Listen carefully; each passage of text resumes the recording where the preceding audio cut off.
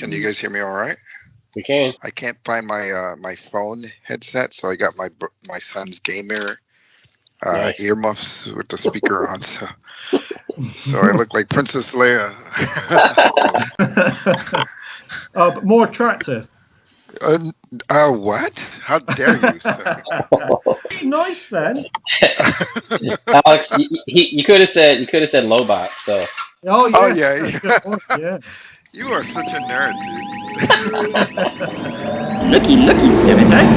Decent Jedi arriving.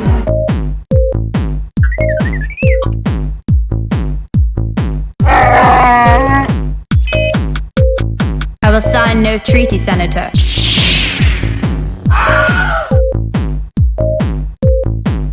I am the Senate.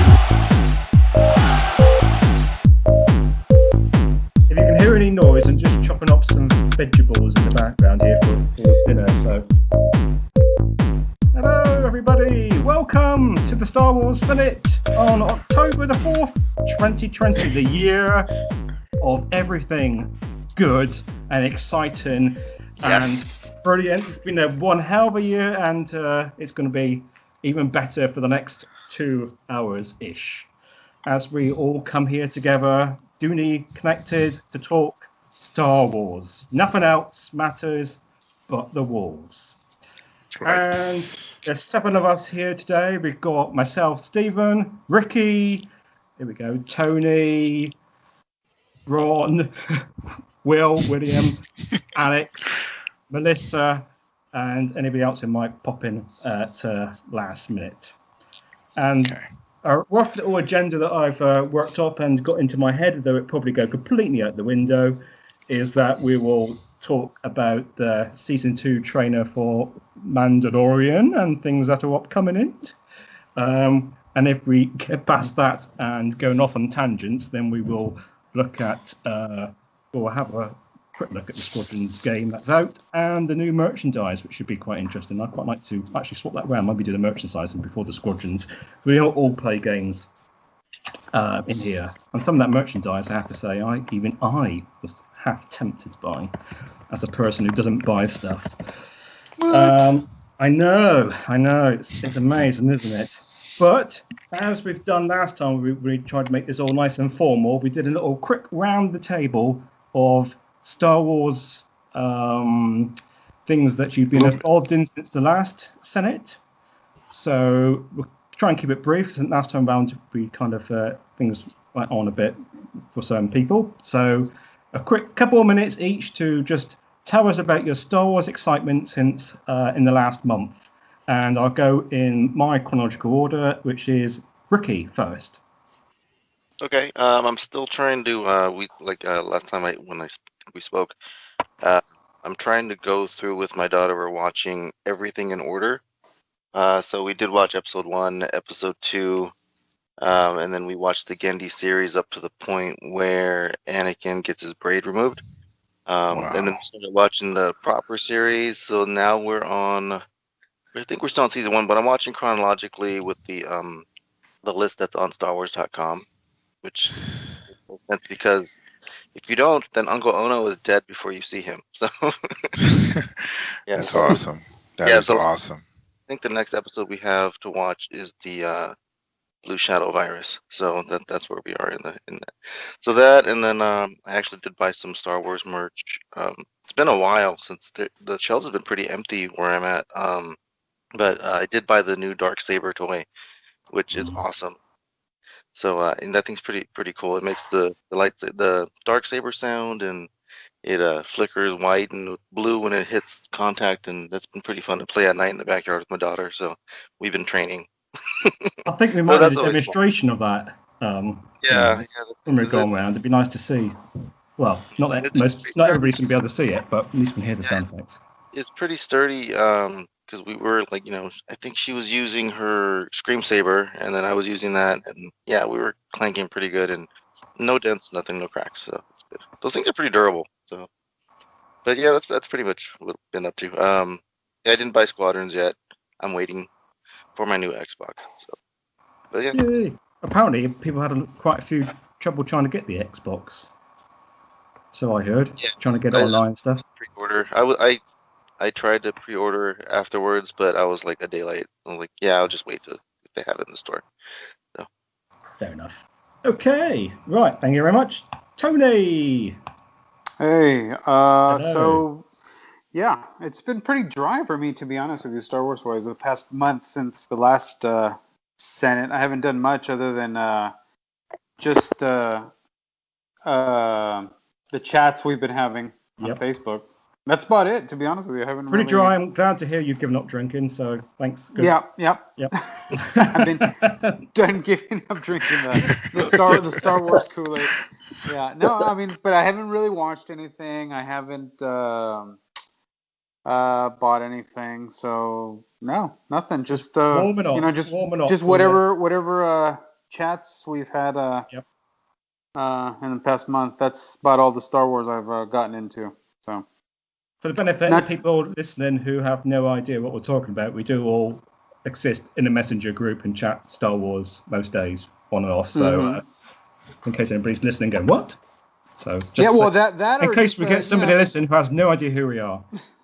the general posts on Facebook, as well.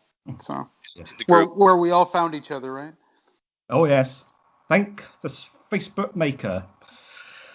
Oh, good old Yep. Mark. Okay, righto. Ron, hit me. Hello, everyone.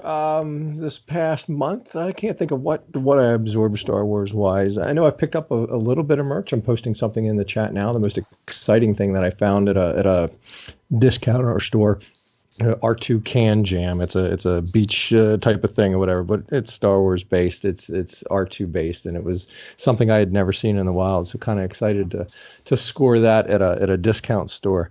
I can't think of what I've absorbed Star Wars wise for the past month. I just been looking forward to Mando coming out. COVID life has really impeded my dealing with COVID in the real world, so to speak, or whatever, is really impeded things. So I'm happy to be here today to be able to disconnect for a couple hours and otherwise chat up the Star Wars. I'm just looking at that. So it's basically a frisbee into an R2 looking bin, isn't it? Yep, bit of a game.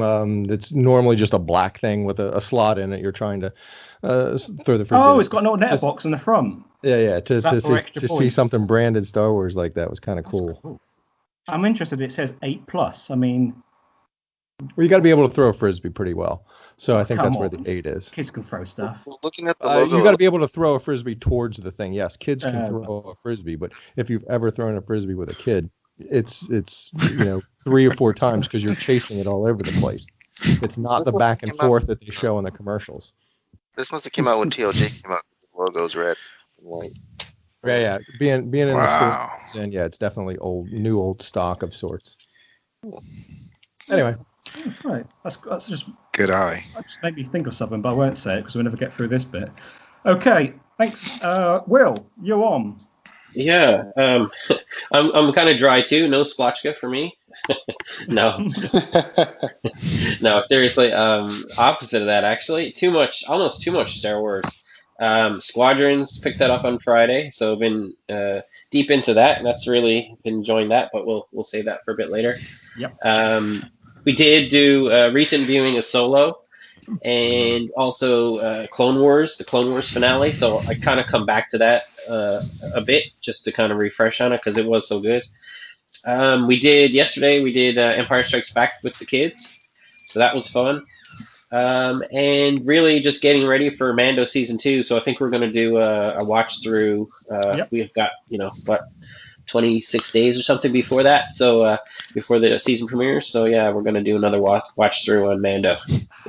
Yeah. On top of that, lots of collecting stuff, but I'll save that for later as well. Excellent. Very good. Thank you very much. Alex, or should I say Leia? Alex.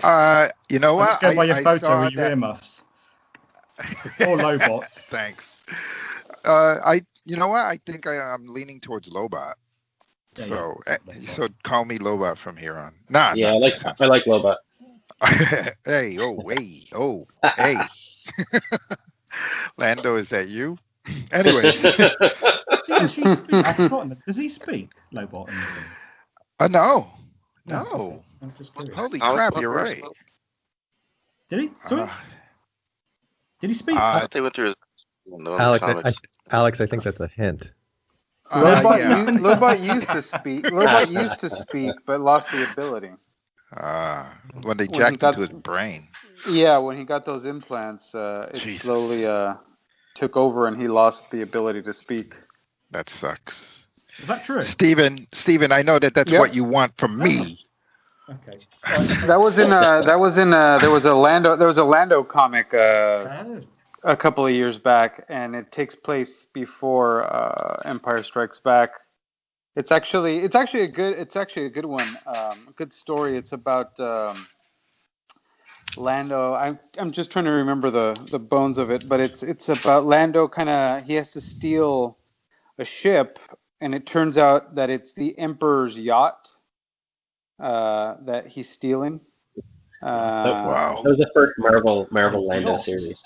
Yeah, that was the Lando solo comic, and yeah, Lobot's in there, and I think it's then that he gets the implants, and throughout the course of the story, he starts losing the ability to speak because of the implants. So Damn, well, that sucks. Read that.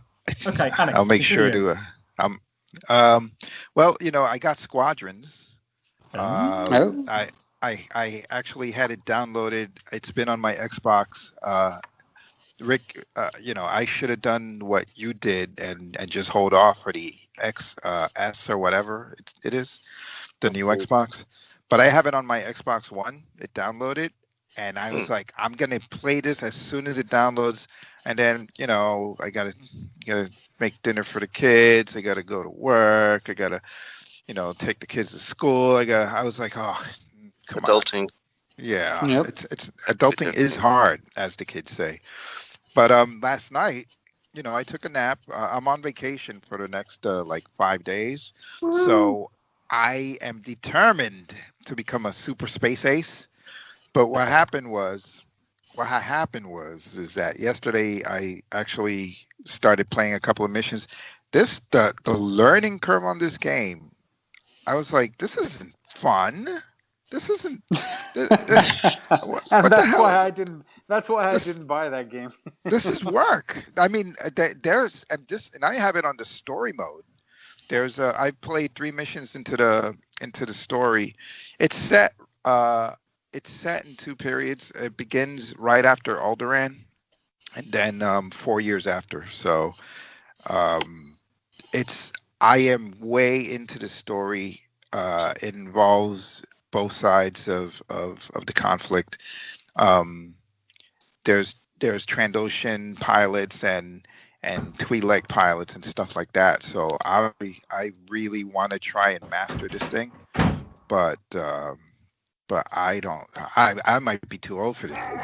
Sorry. There we You know go. what I'm saying? So- I have to say, when I last played, well, it must have been Battlefront or Battlefront 1 or that kind Yeah. of stuff, I found the same sort of thing. I just thought this is just too much. But see, Yeah. I definitely was expecting the space combat, the Battlefront space combat. This thing is like, it's like a simulator, and I'm on easy mode. You know what I'm saying? So there are settings that you can turn off the HUD and just use the instruments inside the cockpit. You don't get a view outside of your ship, but let me tell you that TIE Fighter is claustrophobic as heck, but You've got the other VR than that, thing, haven't you? Or you using VR? no, that would have made me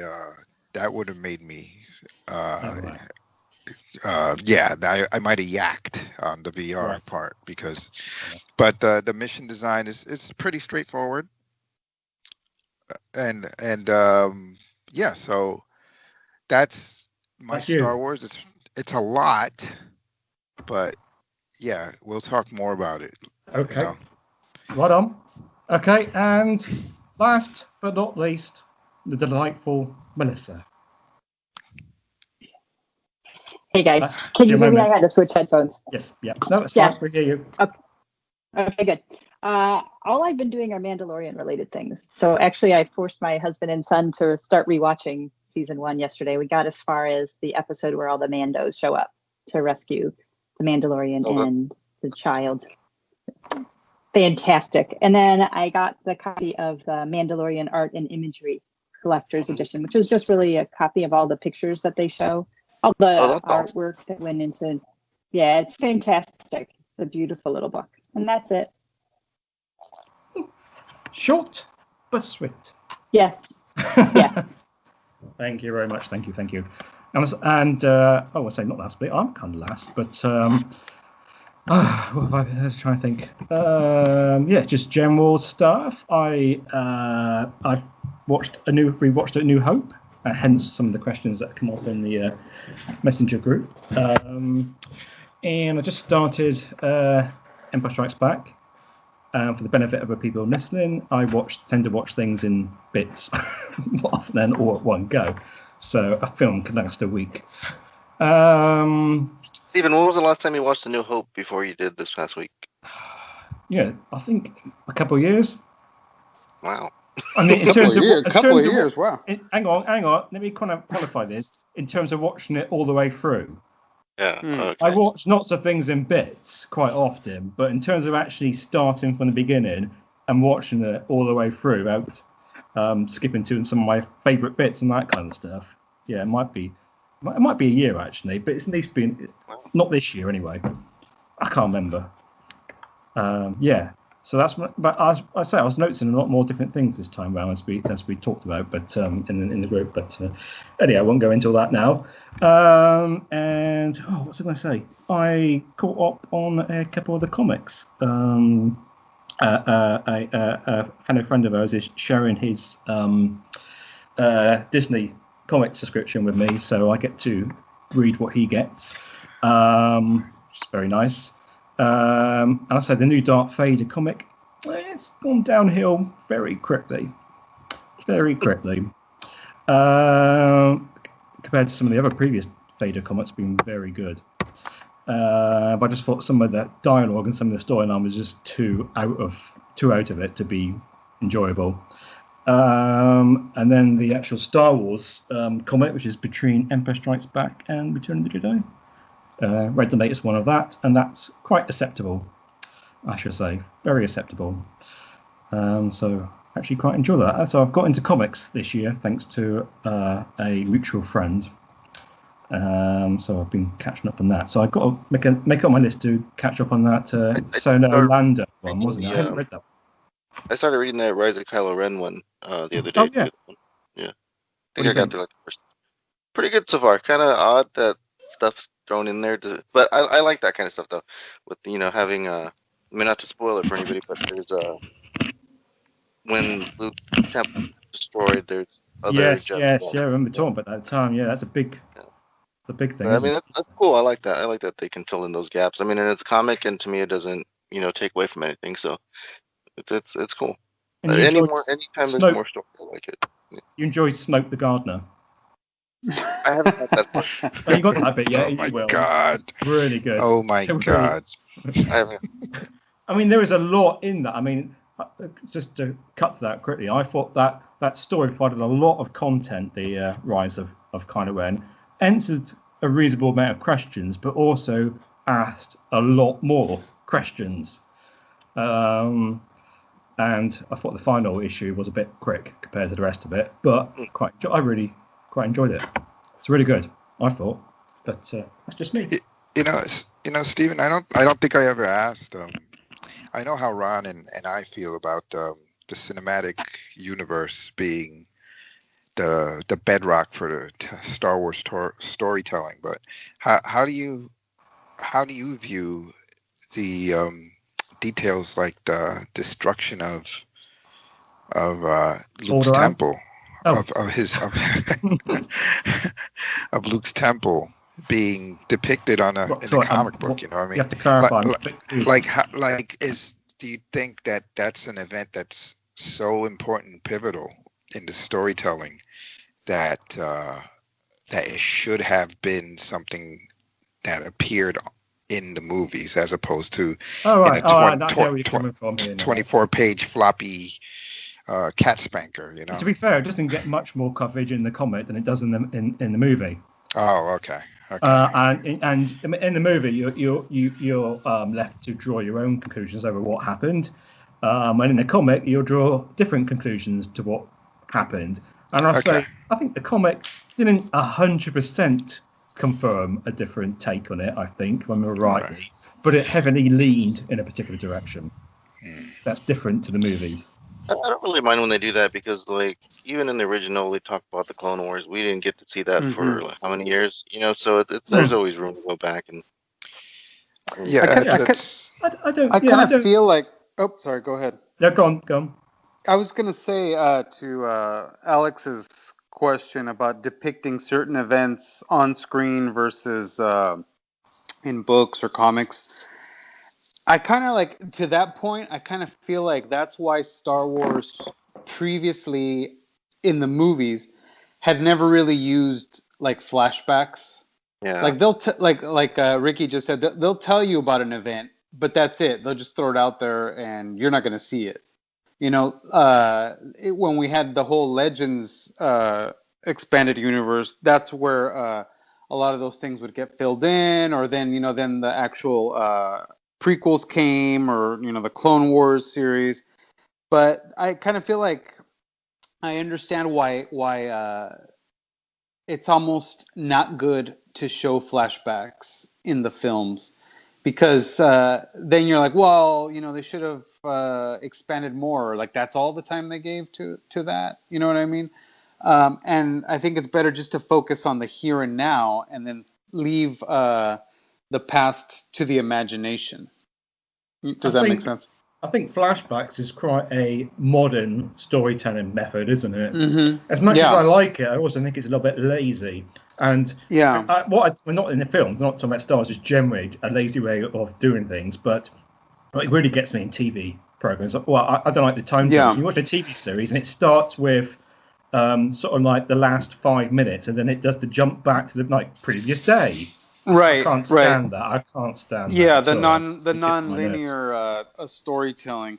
But see, like if you're in a TV series, you can just stop the season in its tracks and actually do like a whole episode that took place years ago to fill in, to use the example of Luke's temple, right? Like say if The Last Jedi was a TV series, they could have stopped and done a whole episode focused just on that. But by just kind of throwing by throwing in that little, like The Walking Dead does, stuff like that, right? They'll kind of flash back, or like the series that always comes to mind, like not to go off Star Wars, but just to kind of illustrate, would be Lost. The series Lost. Absolutely. Right? You'd go back and you'd get like a whole episode about X character, and what their previous life was. But when you try to do that in Star Wars, I've noticed, like with The Last Jedi, and specifically this example of Luke's temple, I think it was almost it would have been better had they just not shown anything. You know what I mean? Like maybe just kind of said what happened, but by showing but by showing you just a little bit, it almost leaves you dissatisfied, right? Like you didn't get to see more of it, and then now they can't go back. They're not going to go back and do anything with it now. So you kind of have to do it either in a comic or a book. That's Star Wars storytelling. Do we need the why? Do we need the how it happened? And the minutia of all we needed for the story was that it was destroyed. Yeah. And that worked so well. Exactly. Granted, we didn't get all the deets about it, but it worked so well. And like I say, that's Star Wars storytelling. I always go up to you fought in the Clone Wars in A New Hope. It's such a throwaway line, but it embraces so much. But it moved the story along at that point enough to get us to where we needed to go, and it can be backfilled later. It's not necessary for that particular part of the story to have the details and the how of happened. Just that it did happen was enough. We saw it, and we saw the ramifications of it was I don't know. To me, it's quite powerful, and I don't need the. I'll obviously absorb it and enjoy it when the time comes, but it didn't need the wait. What happened there? Well, how did that Right. happen? Aspect of that part of the I story. wonder how it would look if you did if you did an edit of A New Hope, and when Obi-Wan is saying that whole little speech there, if instead of showing him talking, you show clips of like episode 1 or 2. They've done it. They've done it, and it's up Yeah, on YouTube, and it's like yeah, PTSD Obi-Wan, right? It's Yeah, yeah, yeah. I've seen that. But to the point, This though, is Star Wars storytelling is mythology. It's modern mythology. So, exactly. You don't need those flashbacks embedded within an actual mythology. If you're going to do that, you're going to tell it chronologically from start to finish, right? It's just it kind of breaks to me. It kind of breaks the rules of Star Wars in a way.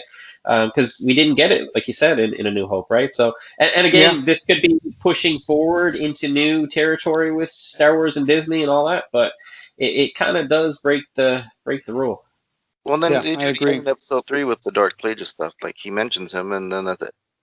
But that's it. Yeah, you don't see anything. You just hear about it and then wonder. Yeah, and that's So- that's you fought in the Clone Wars for the prequel trilogy. yeah. Mhm. Not Yeah. a throwaway. I shouldn't say throwaway, but a very important piece to the overall arcing puzzle. Understated. But it was just enough to say, who it was or whatever was the comment Yep. in there. Yeah, then it can be backfilled later to be Yeah. a whole giant thing like the Clone Wars would be.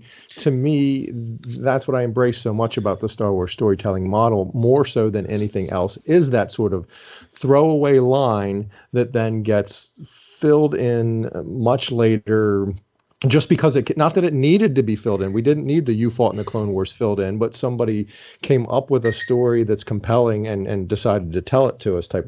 George wanted to, I guess, to some extent, but that is the quintessential Star Wars storytelling, boiled down in a nutshell to me, of doing something like that and telling it later, telling it being something available to be told later.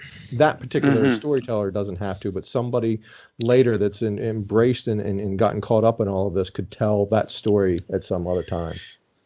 Do Well, you yeah. think Flashbacks, right? do you think that the problem with flashback storytelling is that it will never match what's in your mind's eye?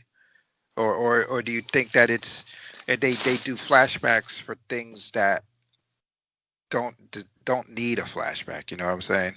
They'll do a flashback. I'd say that's answered by everyone, or not everyone, by the vitriol that the prequel trilogy got. That's a flashback to some extent of whatever, and everyone had in their mind something completely different. And so the prequel trilogy becomes it has that aspect to it, and it gets to what we've discussed before in here about expectations. If you have expectations and then you don't see that, you're angry, mad, and spouting off on the internet or whatever. If you just go into a Star Wars story, some new Star Wars story being told to you with tell me a new Star Wars story and embrace whatever's told to you, it impacts you differently. It has to. If you want Anakin to be this kid pulling wings off of flies, and you got this little cherub boy that was a slave with his mom, whatever. Yeah, you're instantly. He's you're been a pilot all upset. his life. Yeah, you're automatically upset. But then think about Din's flashback in The Mandalorian, right? It is, if it's part if it's part. I'm trying to. If it's an part easy of storytelling crutch. It definitely is, but I think that it works in a linear type storytelling, not like, for instance, we see not that a lost Din type storytelling, right? Din was a foundling, just like the child, right? So we don't know that right away, but as his relationship with the child develops, we find out that this is why his heart is melted. This is why he shot IG-11. This is why he did not terminate the target, because he sees something of himself and he identifies with this 58-year-old baby. You know what I'm saying?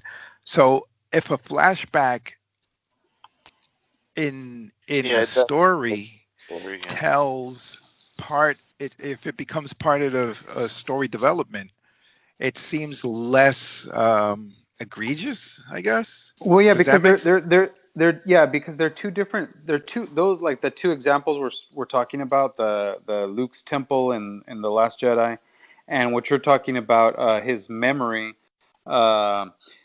They work two different ways, and they're kind of like two different types of flashbacks. The one in the Mandalorian is being seeded all the way through the series. You know what I mean? It's really tied in with the whole, at least with that season, and kind of like what you're saying, it also ties into the Baby Yoda thing, the foundling type of thing. Whereas the Luke thing, it almost seems like it's just more, I want to say lazy or but not really lazy. It's just it's more like the modern way of doing it. Like we said, in the original trilogy, it was just something that was said, or even in the prequel trilogy, like with Plagueis, it was just something that was said. But now in modern times, I don't know if they're like dumbing it down for the audience, that they need to show it. Maybe it's not so much that they're dumbing it down. Maybe it's just the modern way of doing it. There is a difference, though. And the difference is in the type of storytelling. One is in a 2-hour film. Another is in a 6-hour long form TV show, right? So exactly. I feel like we're more accepting of the flashback in the long form TV show, because we want to go on a journey with these characters. We got 6 hours with these guys, so we want to spend it, and we want to know what happened and how he got to be what he is, and how that affects the rest of that story, right? And it really dovetails back into at the end of those last few episodes. But versus the film, like again, I go back to someone mentioned that Star Wars storytelling, right? It's that it's that mythology, and is it necessary to get those flashbacks, and how effective is it? I don't know. That's up for debate, really. But the main point here is it's two different forms of storytelling: the long form versus the film, right? It is that format, because the movie is a concise. You have the 2 hours. The TV show, if they knew it was a 3-series, or a 3-season series with 6, if they had a defined end game, then they knew they had a constraint and could only tell so much. When it's an open-ended season thing like a TV show, they need content. So the flashback in Lost is an easy content way of filling content and getting more episodes into that season. So the storytelling method, be it movie or be it long form like that, or be it TV show, that drives the way of storytelling to an extent. If they flat out say The Mandalorian is going to be 3 seasons at 8 episodes apiece, then they have a constraint. But when it's open-ended and just keep making it until it's not popular anymore and flailing in the ratings, and then we'll say, okay, this is the last season. That's that's an effect, let's say, of the storytelling aspect. So Ron, are you saying that if it's used, that these flashbacks fail if they're being used to extend the story? No, I wouldn't say that they fail. I just say it's a device. It's a device. It's a necessity when Lost is popular that first season, and they're like, oh, we got to make more. The story, they didn't know where they go. Whatever. You could have a flashback episode. All TV shows have done that. The Facts of Life. Anything has done that when they didn't have any content. Facts of Life. When they couldn't think of anything. Cheers. Were you about to? Anything like that, they would create that episode that was the reminisce look back, because the writers were off that week or something like that. It's just a way to fill content. And when you have a TV show that has seasons and episodes, and you have to come up with something, you're allowed to, that is a tool, a crutch, and a device. In a movie where you've got 2 hours to tell a story, 2.5 or whatever, you've got to edit, cut, be concise with your story, and you don't. The flashback is just to give you that piece that, okay, he's a foundling and here's how it happened, kind of thing. So, well, that wasn't really in the movie, but to my point, hopefully you can see that it's it's going to end up, unfortunately, being a part of the Star Wars storytelling as we see it in episodic form, because they need to fill content.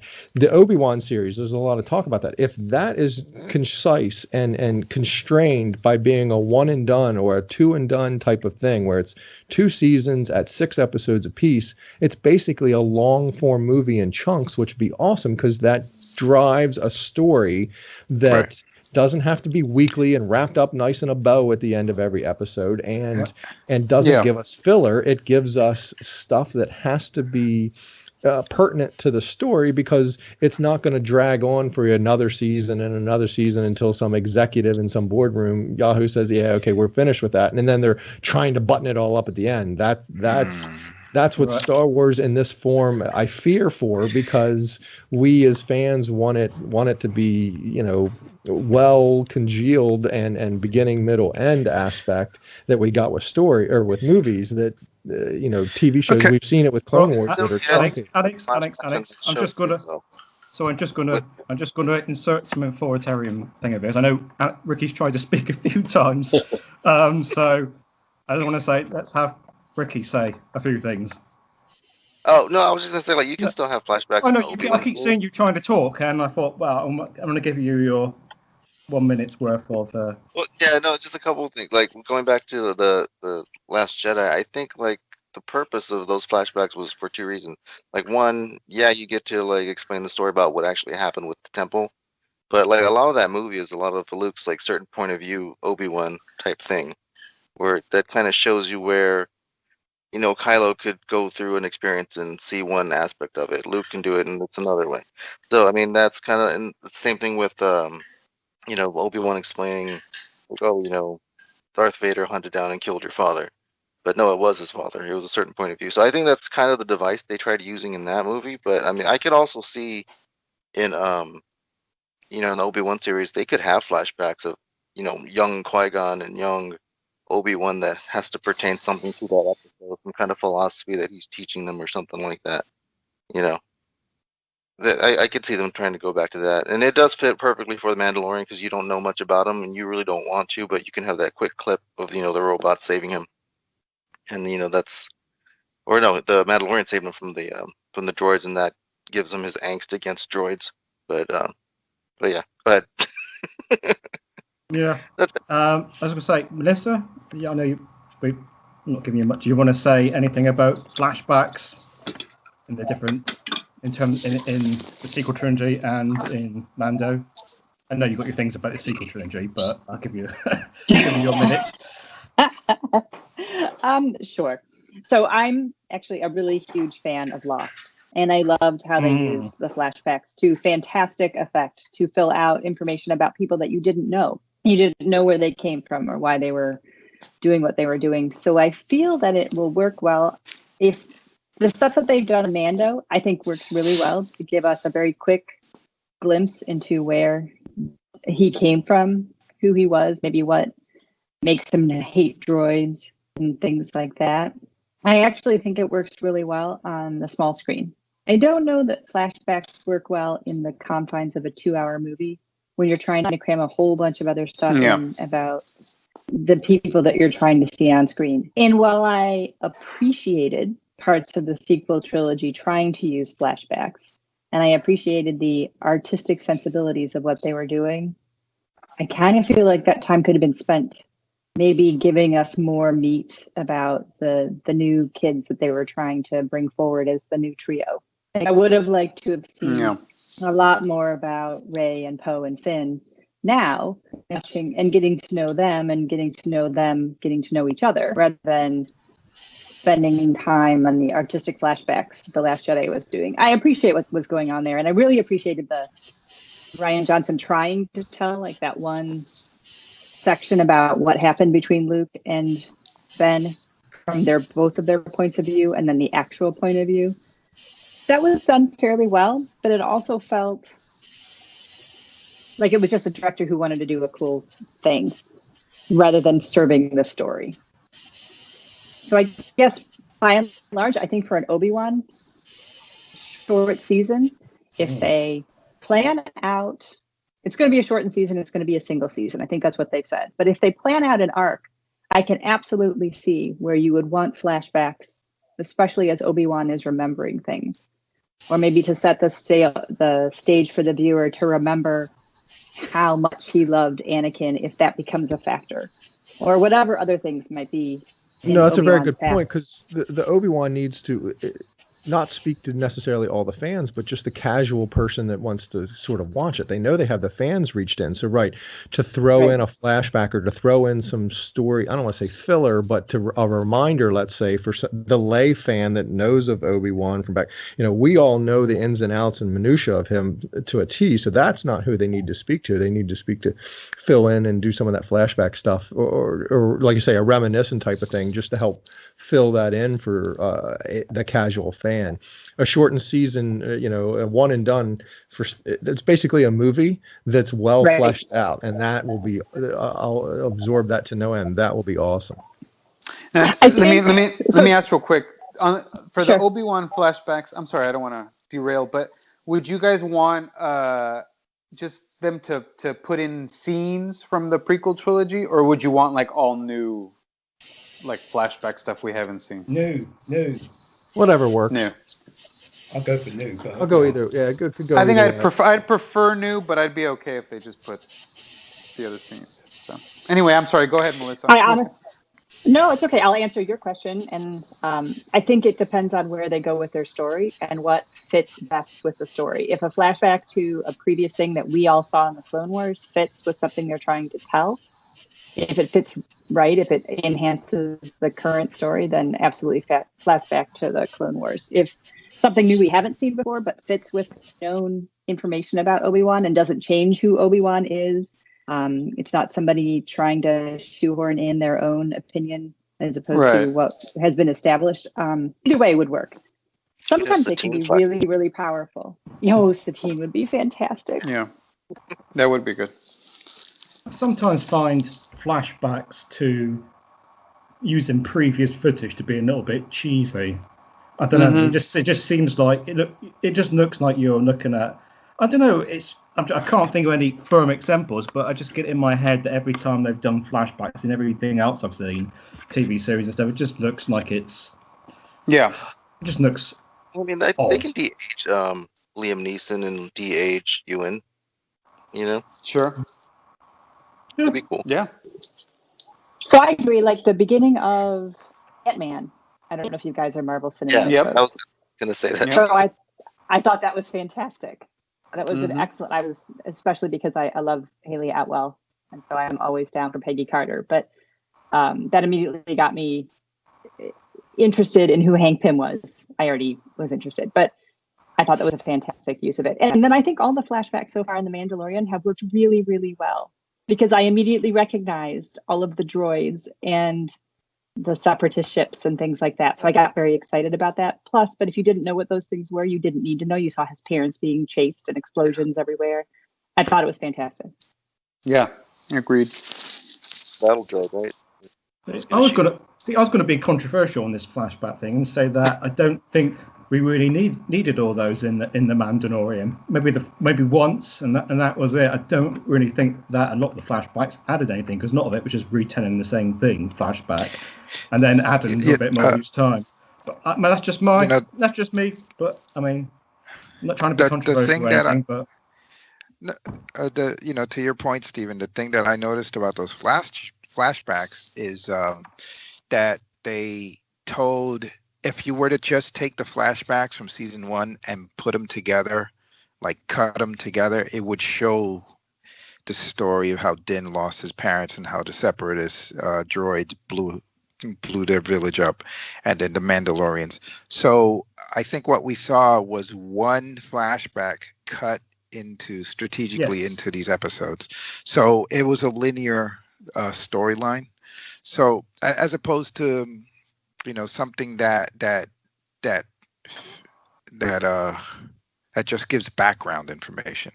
They were cut when he sees Baby Yoda, he remembers being in that thing, abandoned. So yeah, my point was that I know they repeated the same sort of scenes and expanded them few more times. Aside from the Mandalorians turn up at the end and helping him and that kind of stuff. My view was, I think that the flashbacks in the film added a lot more material than the flashbacks in the Mando did that we didn't already know through other means. It's where I was coming from, I think. That's interesting. I actually liked the thread that Alec was on because I think I disagree with you, Stephen. I feel like we got to see a flashback of the one scene that didn't really pay off until the very end. But you're right there. Yes. Each few seconds that they showed us were like little aha moments. Like, okay, I understand Baby Yoda because I'm also an orphan. Look, here's how my parents died. And oh, I don't like droids because look, there's these separatist droids going and shooting up everybody. And oh, look, I wasn't born on Mandalore, but I am a Mandalorian, and they saved me. And then at the very end, I'm going to save Baby Yoda too. So I felt like that through line was telling that was the entire story of the first season of The Mandalorian, shown in that one flashback that they cut up a little bit at a time throughout the season. And I loved that. How awesome is that? What you just said encompasses the whole season, and you said it inside of a paragraph. You know, it's. No, I get that. I mean, I'm not saying the flashbacks were absolutely rubbish in The Mandalorian. They were good and they were very effective. I just think they strung it out a little bit too much for my likings, and that they could have. I mean, I was going to say something really ingenious then, and I've totally forgotten what I was going to say. I'm sure it's going to be really. You can do it. No, it's really Keep going, Stephen. You can do it. Yeah, Steve, just talk, man. Again, no, what was I thinking? I was going to say it flash. I was just thinking. No, what was I going to say? No, it's gone. But I mean, I think, yeah. No, I just get really annoyed. Did you feel it might be coming from Lost? It might be coming from other stuff where I get really annoyed when they do flashbacks and things, and they do that kind of thing where they show you the same flashback and then they show you a little bit more, and then the next episode you see the same flashback with a little bit more again. It's like, for God's sake! I mean, yeah, they know don't what you add mean. anything on their own, but if you just showed me it in 2 segments, it might have been a bit more. I wouldn't be so annoyed that you show me something and then not telling me anything more. I think because it's the one thing of them doing a flashback. That's already one thing. But then they turn the flashback into a mystery and string it out. Yes. I think is that kind of what you're saying? Because I kind of felt that with The Mandalorian. I didn't necessarily mind the flashbacks, but I did get a little bit, it became a little tedious that they turned it into a mystery kind of thing. And then everybody, I don't know if you guys remember, they were speculating who it was going to be. Was it going to be Obi-Wan or a Jedi that was going to save him? There was a lot of that. And I hate when that's kind of a new thing with modern Star Wars, that they throw these like mysteries, like who are Rey's parents, who saved the Mandalorian.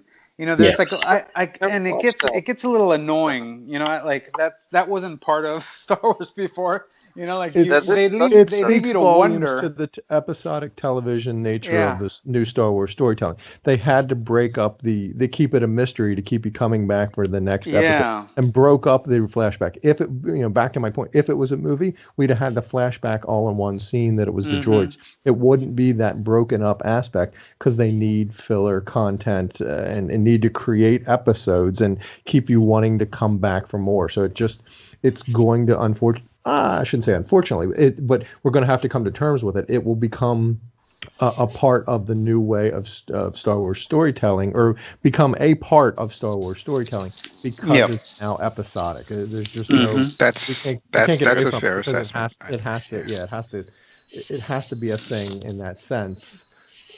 The only thing I wanted to say about the whole flashback thing, and I enjoyed it. I liked it for what it was, and Melissa encapsulated it perfectly in terms of the information that it gave you as the season went. But this is kind of a humorous thing, but every time you would hear that clanging of the armor, it's like, oh yeah, here we go. Here's going to be a flashback, right? And it's just like, it kind of reminded me of these movies where like the guy's in Vietnam and a sound triggers. From back in his memories from Vietnam. And it was like, if they did that one more time, I think everyone would be cracking up at this thing, right? Like, you gotta do it very sparingly, and it was done effectively, and it was done right. But like I said, Yeah. if they did that one more time, I think I was just Yeah. gonna bust out on the floor and laugh. Didn't 'Cause it do was Yeah. funny. I think I fall between Steven and Melissa. Like I got the tediousness that Steven felt, but then at the end I felt satisfied by the way it tied into everything, as Melissa said. You know what I mean? So I kind of fall in between. I go back and forth with it a little bit. So I should clarify that I'm really nitpicking here. I mean, it was all really good. Yeah. I mean, I'm just saying that if I done it my way, or I could have, I was thinking in my head we could have done it a little bit differently. I mean, this is not to say that because of the way you've done it, everything was rubbish. It was all very good, but it's just it's not a critique. It's an observation. All right. Because how would you guys have felt had they taken the whole scene? You know, like Alex said, you know, that they chopped it up. Had they taken the whole scene and put it, I don't know, somewhere in the first episode and just kind of gotten it all out of the way, would you have preferred that, or is it better the way it was, where it was chopped up and spread out throughout the season? I'm going to jump in first, and I like the chopped up mostly because that final moment of the flashback where Mando is picked up by the Mandalorian and flown away, and then he's flying Baby Yoda away. Yes. I started crying. I thought that was beautiful. So that was the best part of the whole thing. I mean, the payoff was really ended up being worth it, I guess. I mean, where they went with it, I totally agree. There was good payoff, but I have to say, in between that, I was just wondering. I was just thinking, like, you just dangling a carrot in front of me and not doing anything with it. But yeah, the way it went in the end was well worth it. Yeah, I got just chills. A bit in between, I was just getting a little bit annoyed with.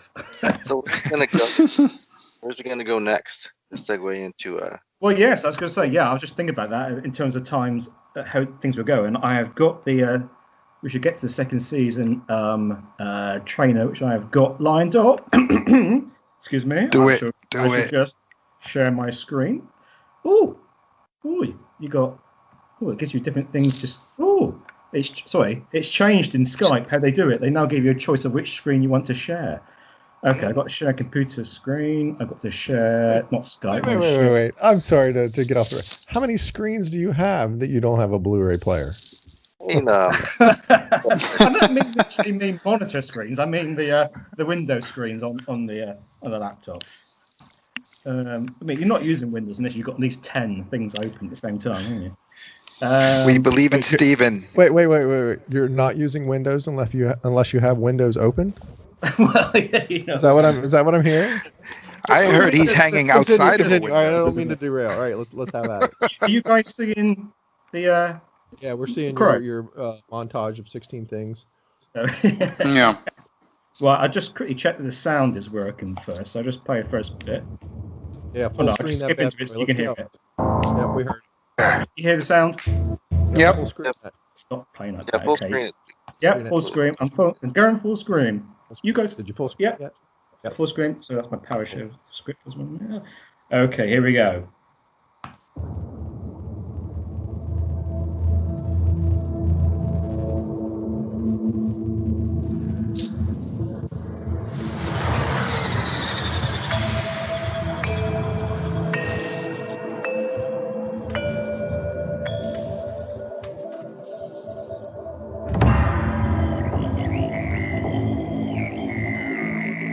Show me the one whose safety deemed such destruction.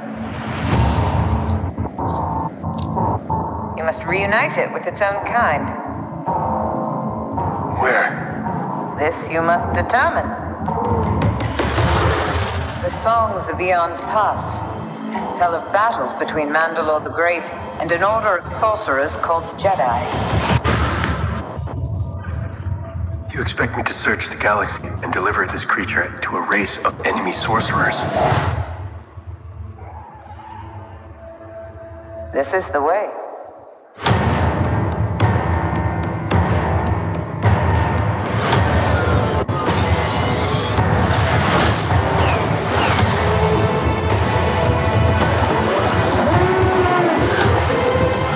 You know this is no place for a child. Wherever I go, he goes. So I've heard.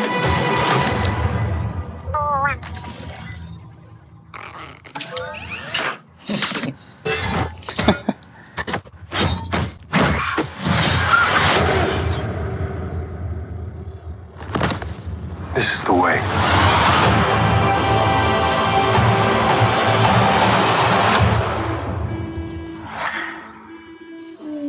Okay, I'll just get it off full screen a minute before it. Oh no! Oh my God! Now someone's starting to play. Sorry. I was trying to stop it before that happened. Holy No, snot!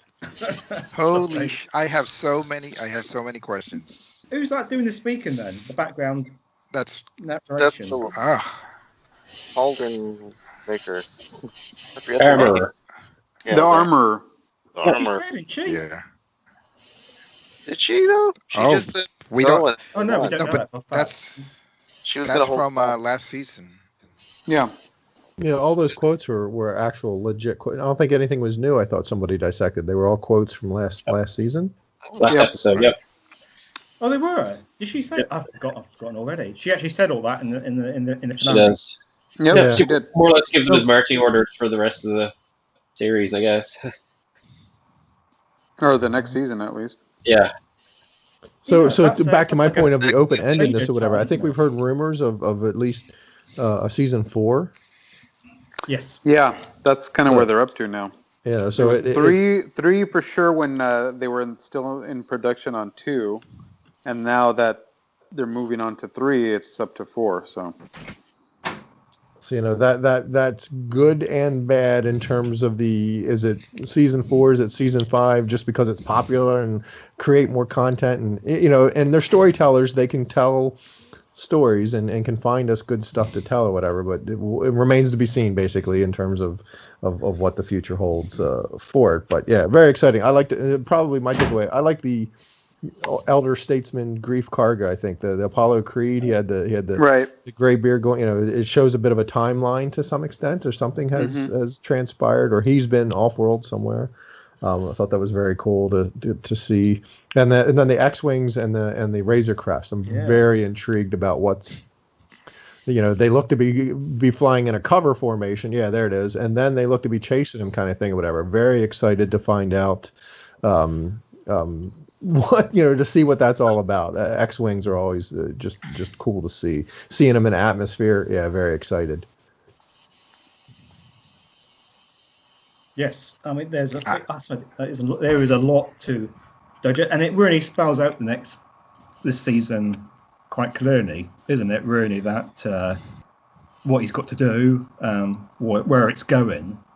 We were speculating at the end of last season, but I think this sort of makes it quite clear which direction it's going in terms of Mando reuniting Baby Yoda with his kind and the Jedi and all that kind of stuff. It's like speculating, is it going to go that way? Is it not going to go that way? And could it going to go that way?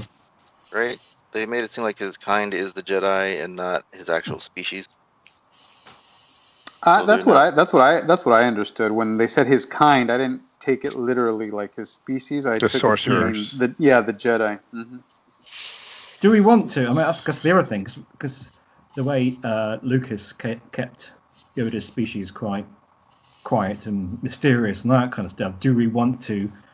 Well, we don't. Are we going to, or do we really want to see like we're not going to see a planet of Yodas, are we? But Dave was very close to George. Obviously, we all know. Maybe they found a way to tell us a Mando story with you, but they don't betray that edict of sorts. They can, because it's Disney's, they own it or whatever, but maybe they find a way to tell us a story of this searching and returning him to whatever, but we don't get that payoff. I don't need that payoff, but personally, but that would be awesome, I think, for me anyway, to enjoy the story, but yet still have that mystery out there.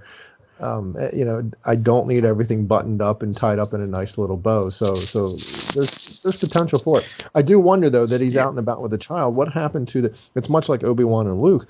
What happened to the Empire? And we don't see any of it in there. So this is probably first half of the season stuff or whatever.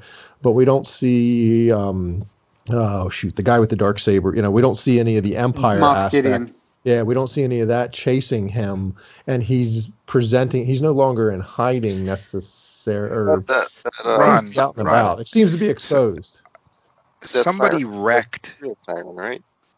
Say again? Ricky? The siren is an Imperial siren at the beginning that they Oh, use for. there is that klaxon in there. Yeah, there is that. And the troopers.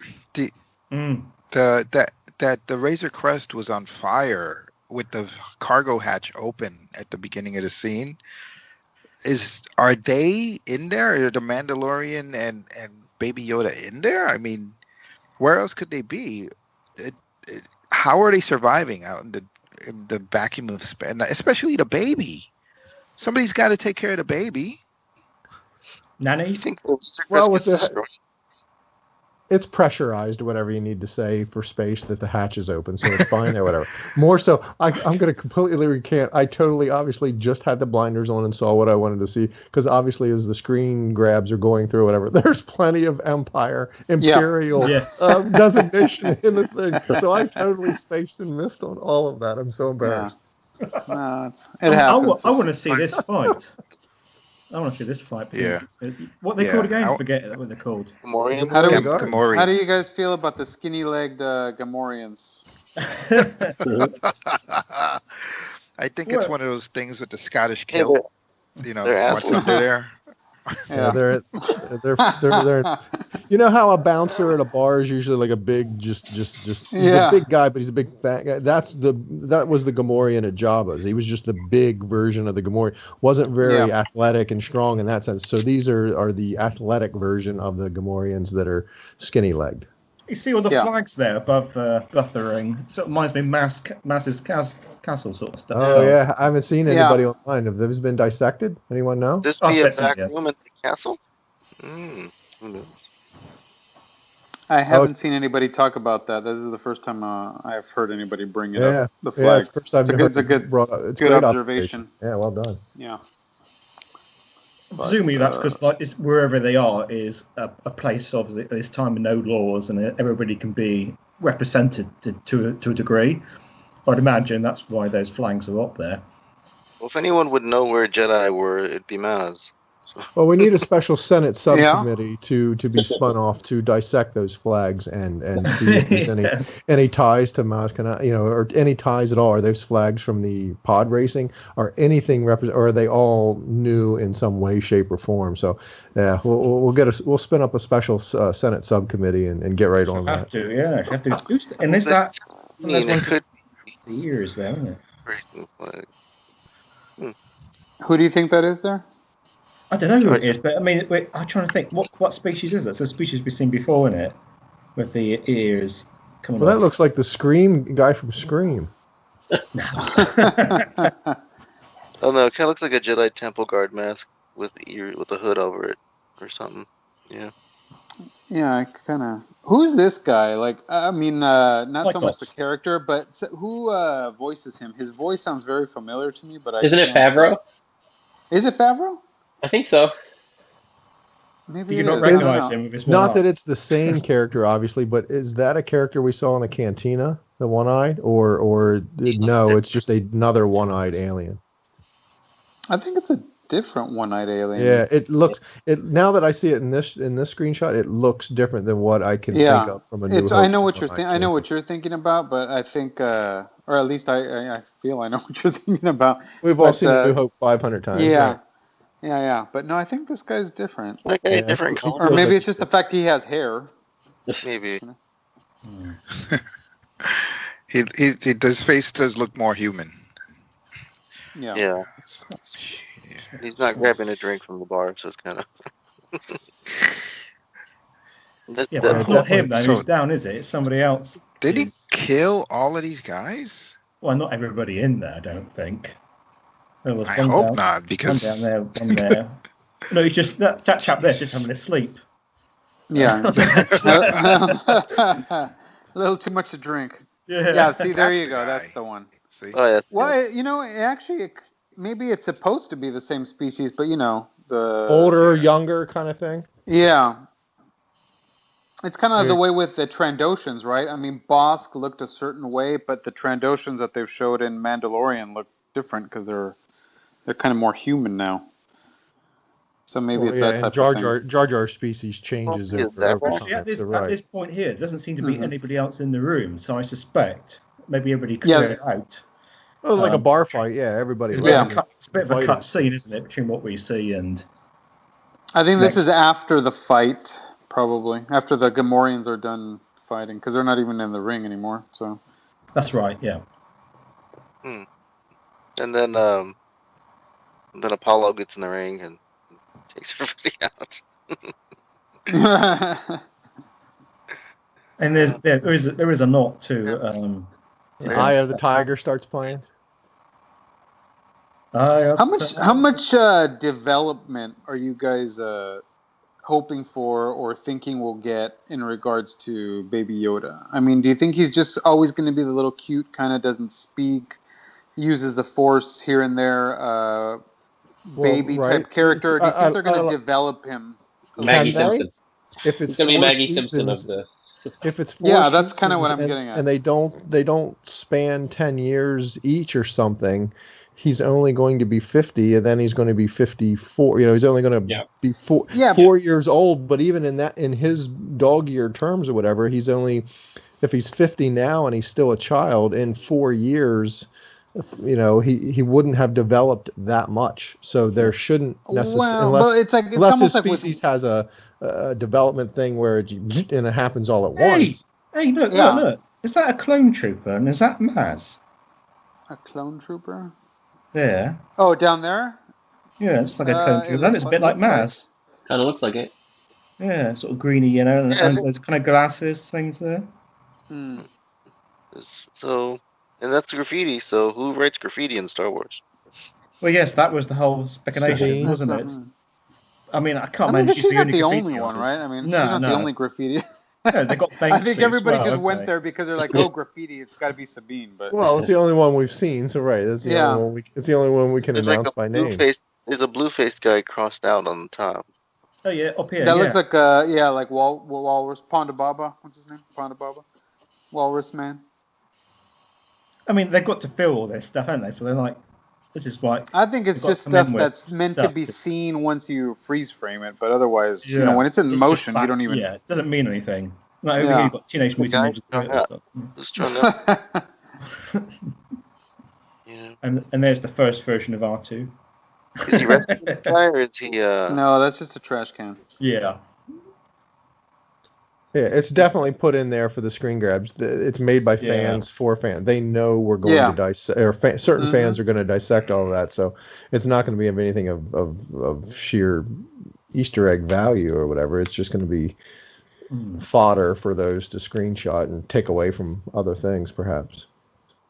I do like the. I am your fodder. Oh, there you go. So she. This is the potential Sabine, right? That's the rumor. Jedi. Yeah. Or Jedi.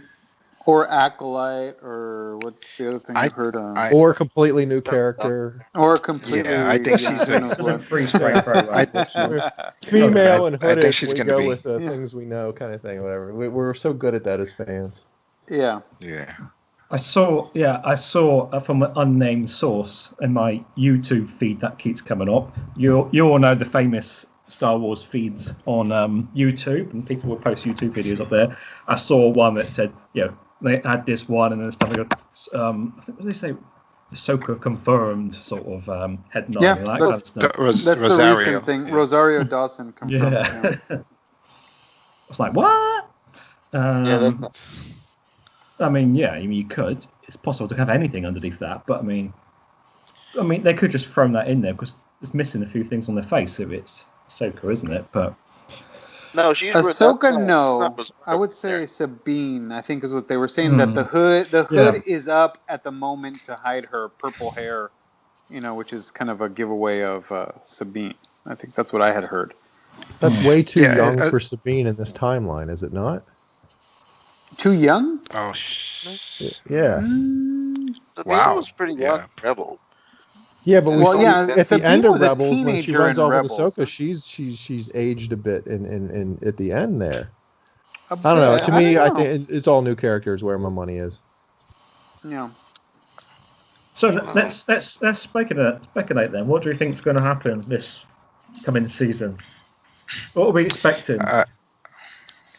I think they'd be wise to hold off on legacy characters. like clone a Trooper Rex or Too late. Boba Fett. Yeah, I don't know about that. Yeah. This is I Filoni. think the train's left the station with that one. You think so? Yeah.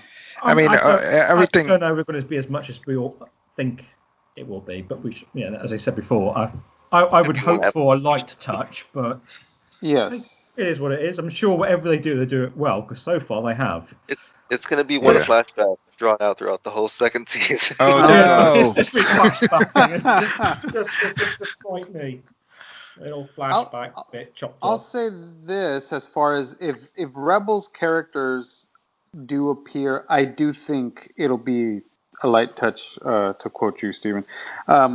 If we've seen, like, in Filoni's other things, in the Clone Wars or in even in Rebels itself, whenever characters from other series have appeared, they don't come in and take over the series. They kind of just come in and, they're there. Like even like Rex came in from Clone Wars, Ahsoka came in from Clone Wars, and neither one came in and took over Rebels. They were there. They were kind of supporting characters they were not even regular supporting characters. Yeah, they were there, served a purpose, and moved on. And moved on. Yeah. So I think if that happens here, being that Filoni's involved and they're quote unquote his characters, it'll be the same thing. They'll pop in, they'll serve a purpose, and then that's it. The focus will not shift away from the Mandalorian and the actual characters from that show. So what's is my opinion. What's the timeline here then? I keep asking the same questions, and because I've got such a short-term memory. From the end of Rebels, when we get that bit of what happens next in the last minute, with Ahsoka and Sabine, whatever, going off to find Ezra and all that kind of stuff, to where we are here now. What's the pretty much the same timeline. That the end of that series was like now during the Mandalorian, because the war was over. Rebels ended right before A New Hope, didn't it? No, I mean this finale though. Remember they flash forwarded? They flash forwarded. Okay, so that was post Jedi then. Yeah. Okay. Right. Yes, because that's the reason we're saying that Ahsoka wasn't in any of the original trilogy, wasn't? That was the reason, the way to get her out. Oh no, was that one she was in Was it Jason Syndulla? Right, their kid was maybe 8 years old. Yeah, but then if that's the case, so Rebels ended, and then where were they between the end of Rebels and then that flash forward scene of Sabine and Ahsoka? They made it seem like Sabine stayed on Lothal just to protect her with the Empire. Yeah, like Zeb stayed with his people, and Sabine stayed on Lothal, I guess. And where did Ahsoka go during that time? She wasn't in the OT. She disappeared. But then she just disappeared. Whatever. Remember, she stayed in her timeline. She got killed by Vader and went down that hole. Whatever. Right? No, but then they brought her back before that. They brought her back down the hole. It speaks volumes to there's a lot to be told there, whatever, because you also have the dark saber. That's why I kind of felt like that little flash forward scene. Well, no, but then with the kid, it might be two different things, because I would think that why didn't they just take off immediately to go look for Ezra as soon as things were wrapped up? Why would they wait till? Why would they wait till years in the future to go look for him? Well, and that's the story that gets to be told, because you have the Darksaber in though, and maybe Ahsoka was off doing something and then came back and then got with Sabine and said, "All right, let's go find Ezra. I found something out." So there's a whole juicy bit of something to be told there that can be filled in, because the flash forward in this case has added so much, and thankfully Filoni was a part of it, so he has to be careful and be beholden to the flash forward information so that the Mandalorian season doesn't step on any of it. There's that one you was talking about, Will, wasn't it? That Obi-Wan has PTSD. Yeah, that's the one. Oh, fantastic. So this is what happened. We don't want to see her skipping there. There was the... where is it? That blah, blah, blah, blah, blah. Talking that whole thing, yeah. She's blah blah blah. Oh, and then there's the. Was that flash forward with the? Maybe he's not 8. This looks more like 4 or 5 there. Yeah, and that's obviously 4 or 5 years in the future. So this with the young kid, that lines up with the Mandalorian, right? That's about 5 years, 4 or 5 years in Yeah, the hit future. play there because there she is. Right here. That's where Ahsoka comes. Yeah, so right. What has she been doing all this time that the kid's now older?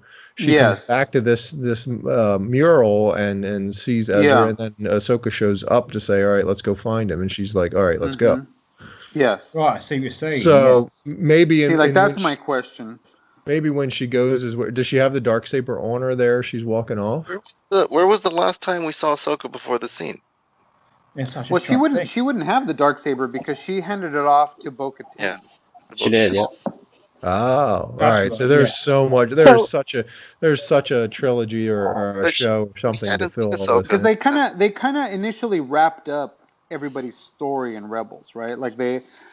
Zeb stayed with his people. Bo-Katan, she ended up with the Darksaber.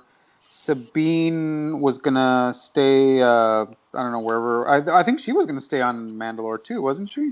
She was gonna rejoin her people and help them.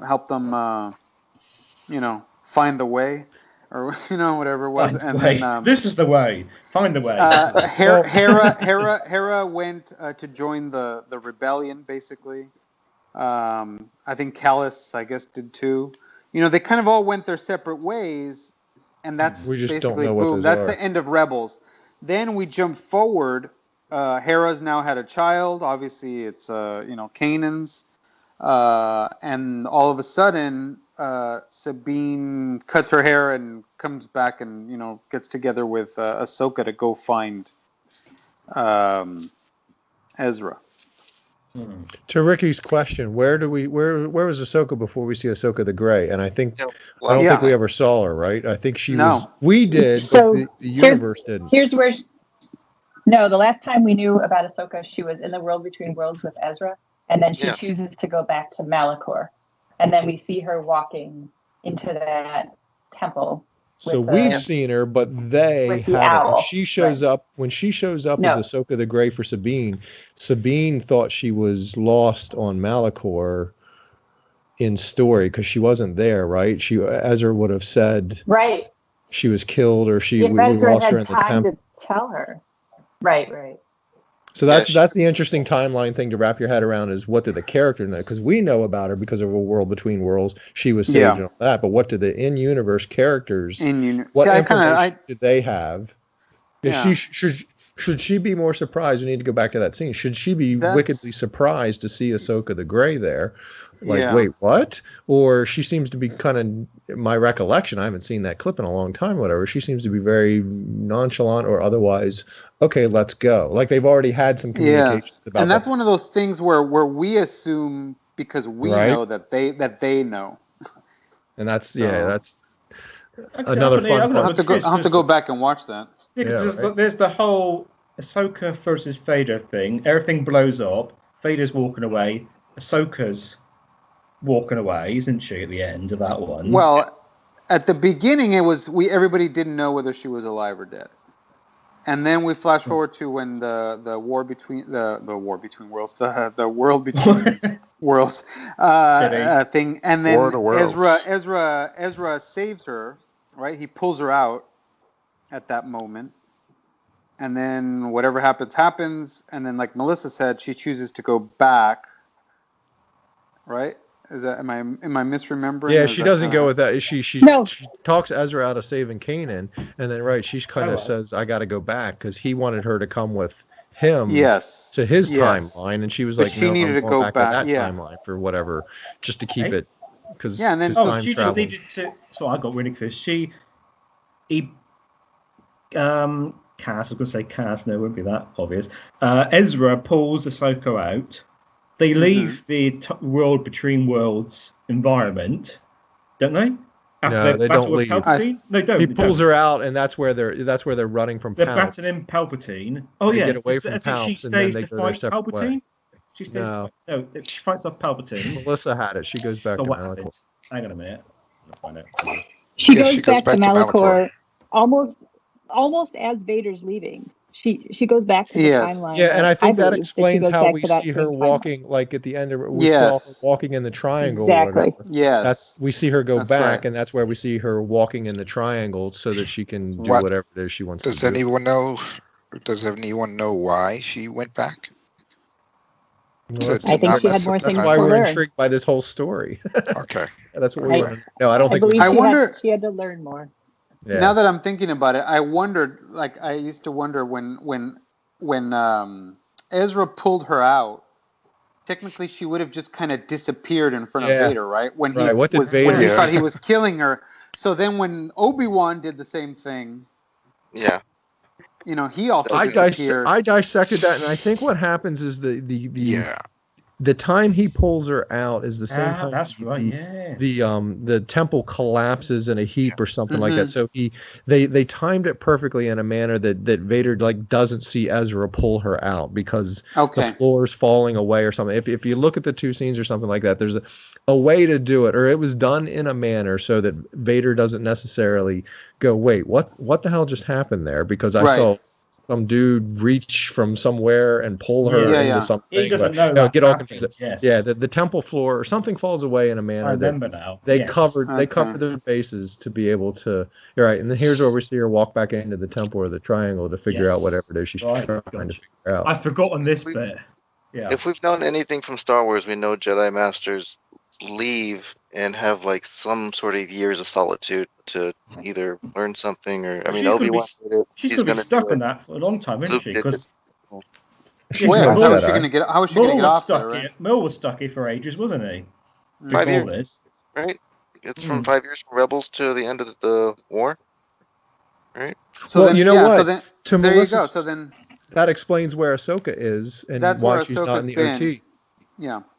She's been there, and then at the end of the flash forward, Jason's old enough, and so she found a way off of that. That explains why and why she couldn't help in the OT. That's been a big crux of mine. Okay. She shows up in the Mandalorian because Yeah. the flash forward indicates that she's now back in play after the OT. But then why doesn't she go help Luke for the sequel trilogy? So there is still a bit of some piece needs some fleshing out needs to happen.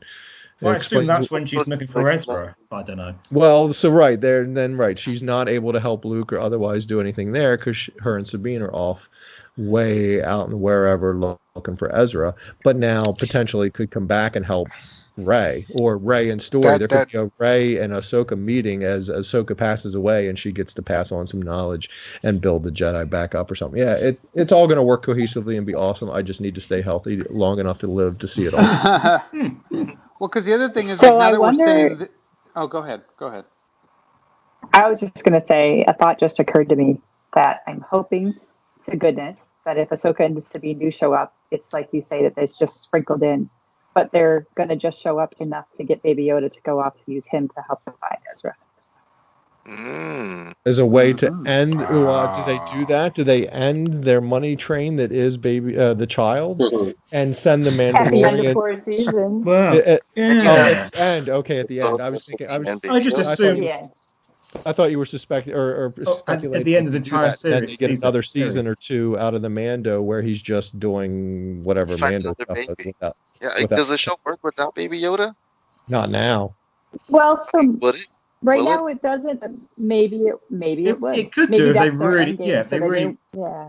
yeah, they raised the I think stakes it could. a lot They don't more. want to kill. Yeah.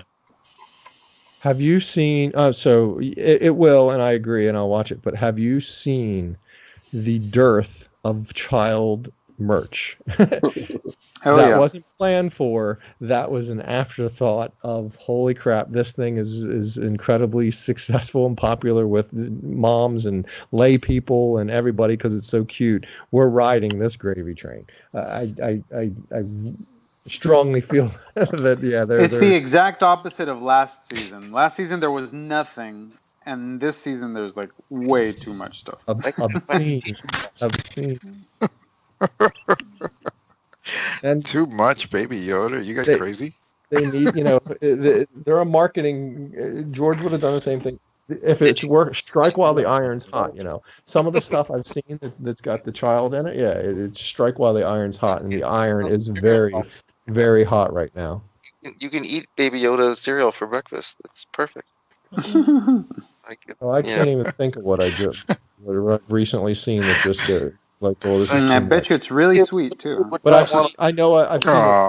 layperson who's not an uber Star Wars fan that like me talking about it on Sundays, whatever, but just enjoys it. And she had a Star Wars a child watch on. The child's face was on the watch face and like spun around, his head spun around if you flicked his ears. And she was like, "Oh yeah, it's awesome, it's so cute." And it was oh my, all right, yeah, this is getting out of not out of hand, but yeah, it's in the vernacular of lay people, and yay, that's awesome. By the time the next Senate comes along, we would have seen the first episode. They're going to do 2 at once, are they? Or was it going to be? Do we know yet? Ooh, that's going to be a good Senate then, right? Yeah, because it drops on the 30th, right? What's the calendar look like? That's Friday night, and then we go Sunday. Yes. That's great timing. Yeah, Friday night, and then Sunday we get our Senate on. So yeah, am I imagining that they're doing 2 episodes right off the bat?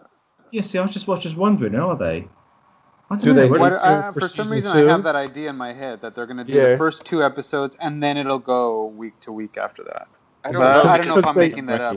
Because they usually have, but do they need to now that it's successful, popular, and they don't need to gin up anyone talking about it because if they just drop one episode. No. It's not like on a Sunday or a Monday and then they showed another one on that Friday just because Friday is... That was season 1. Yeah, they're not doing that yet. Not according to Wiki. No, it's one a week. They're only doing 1 episode then on the Friday, and that's going to be it because Friday kind of established the permanent schedule. So we're not getting our early one this time. So I think it's only. Look. I wonder what interesting. happened. Just the one written by Dave. I wonder what happens in that episode. It's like maybe the Ahsoka one, do we think? And it's right in the middle too, right? So. I think that's bling ring thing. And all right at Thanksgiving, where everyone can sit around the Thanksgiving table and talk about it. Yes. So does anyone have like an end game to just the Mandalorian season? Like if they say we're just going to do 4 and then we're going to the whole thing. Let's say series, they end at season 4. Yeah, the series. Sorry. Yeah. So. I mean, I can't imagine that Baby Yoda is going to be in all 4 seasons. Right. Say. Isn't the Razor Crest one of the ships they used for the movie? Sequel say it again. When all the ships show up in the Red Skywalker. There's like 1,500 of them. I didn't get a chance to. You think the Razor Crest is in? I don't remember anybody bringing that up. But I don't remember it being. Yeah, I don't think because the Razor Crest was brand new at the time. I think we had just been introduced to it, right? Like the season, the Mandalorian it hadn't even started. When did it start? Did it start before? Yeah, no, it after? Did. It did, right? Yeah. November. So then it ended right before, right? Or it was still in the middle? I can't remember when it started. Yeah. I don't remember. I remember everybody mentioning the other ships. Somebody said, I don't mean to derail, and I chuckled to myself because that's what we do here in the Senate. So now looking at all those ships, and we see them hyperspace jump into the scene or whatever, but yet the pathway to this place was like a single file line kind of thing. How the heck did they all get there? Don't start. How many was there? It's like hundreds. It's hundreds. It happens in every movie.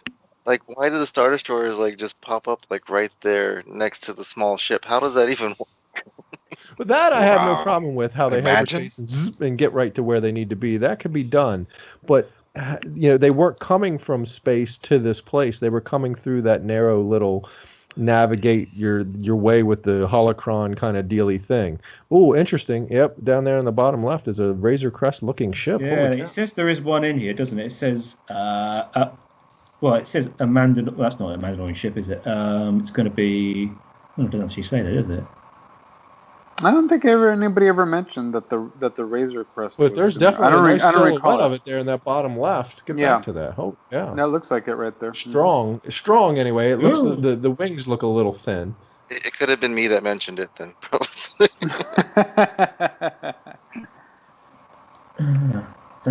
The clip is from the Final Alliance. Oh, that's on the extra feature. No, I haven't seen that. Not yet. No. blooming. I don't know. I think I feel like I'm getting into a rabbit hole. I still clickbait turn rabbit into a hole. little kid when Lando says not there's more of us and all this But shit. there's more of us. Man, Yeah. that is still just a giddy moment of the kid in me. Just like, how can you not enjoy this triumphant aspect of the good guys coming to win? It's awesome. There was I get emotional talking about it. It's flipping awesome.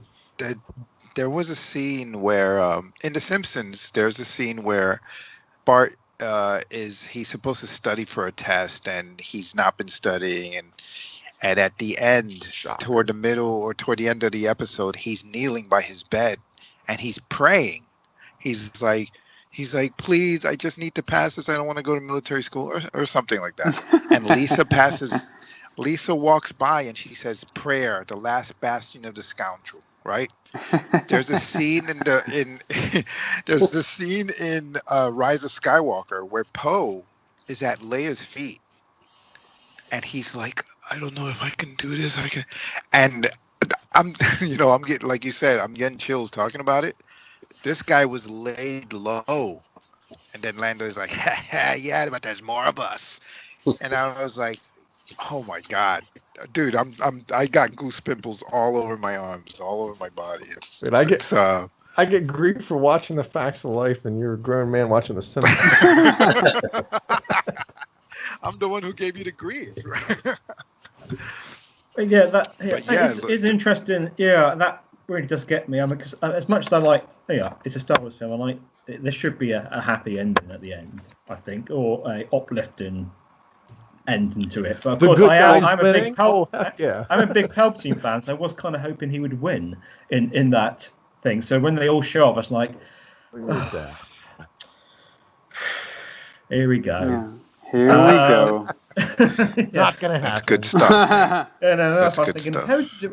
How did they sell? I mean, it was quite a quick sell. I mean, it's kind of like, well, I mean, how did they convince them all that quickly that was a good reason to come out? The only thing the only thing I can think of is when Leia sent out her distress.